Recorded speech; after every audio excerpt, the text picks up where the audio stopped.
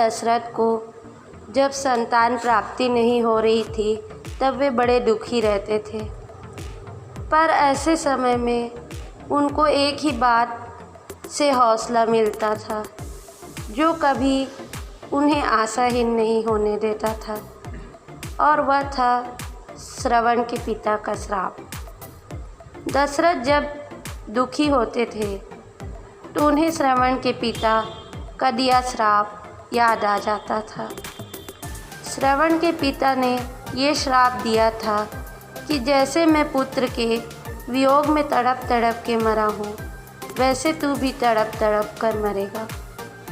दशरथ को पता था कि ये श्राप अवश्य ही फलीभूत होगा, और इसका मतलब है कि मुझे इस जन्म में पुत्र की प्राप्ति जरूर होगी, तभी तो मैं उसके शोक में तड़प तड़प कर मरूंगा।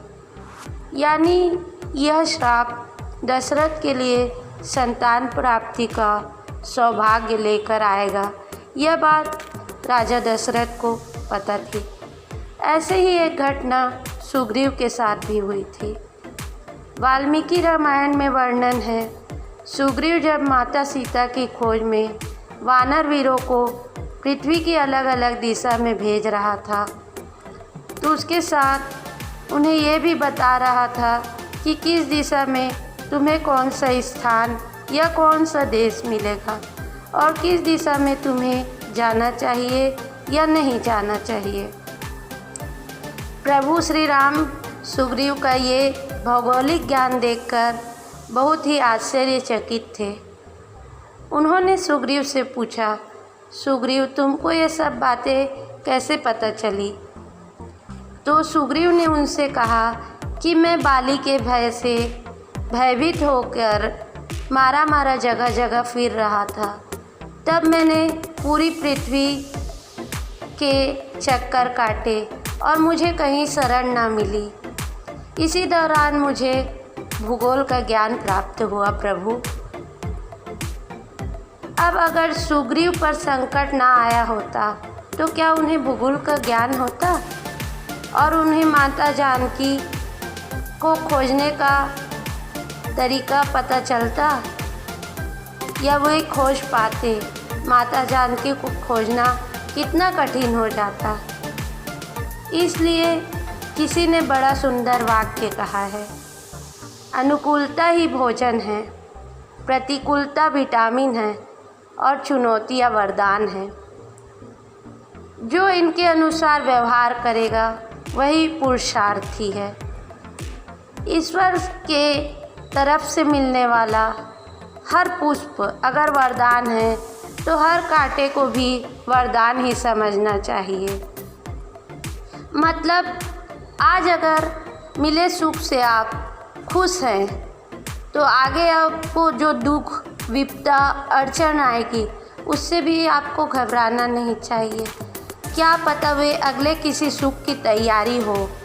एक दिन सभी न्यूज़ चैनलों पर आप देखेंगे कि आज कोई भी कोरोना का केस पूरे देश में नहीं आया है। एक दिन आप पढ़ेंगे आज कोरोना के कारण कोई मरा नहीं है। एक दिन आप देखेंगे एयरपोर्ट, रेलवे स्टेशन पर वही लंबी कतारें दिखाई देंगी। एक दिन हम देखेंगे हमारे बच्चे फिर से स्कूल वैन में स्कूल जा रहे हैं। एक दिन हम देखेंगे सिनेमा हॉल पर हाउसफुल का बोर्ड। एक दिन हम फिर एक दूसरे को गले लगाकर मिल सकेंगे, शादी समारोह में जा सकेंगे, नाच गा सकेंगे। हम सबको बस उसी दिन का इंतज़ार है। हम सब मानव इतिहास के सबसे मुश्किल समय का सामना कर रहे हैं, परंतु यह टाइम फेस है जो एक दिन गुजर ही जाएगा। हमें बस अपने आप को मोटिवेट करते रहना है कि और दूसरों की मदद करनी है, या कम से कम इतना तो करना है कि हमें अपनी से जो हो सके वो योगदान करें और गलत या बुरी खबरें किसी तक ना फैलाएं। किसी भी प्रकार की कालाबाजारी में लिप्त न हो। किसी शायर ने कहा है, दिल ना उम्मीद नहीं, नाकाम ही तो है, लंबी है गम की शाम, मगर शाम ही तो है। सदैव सकारात्मक रहें, आपका अपना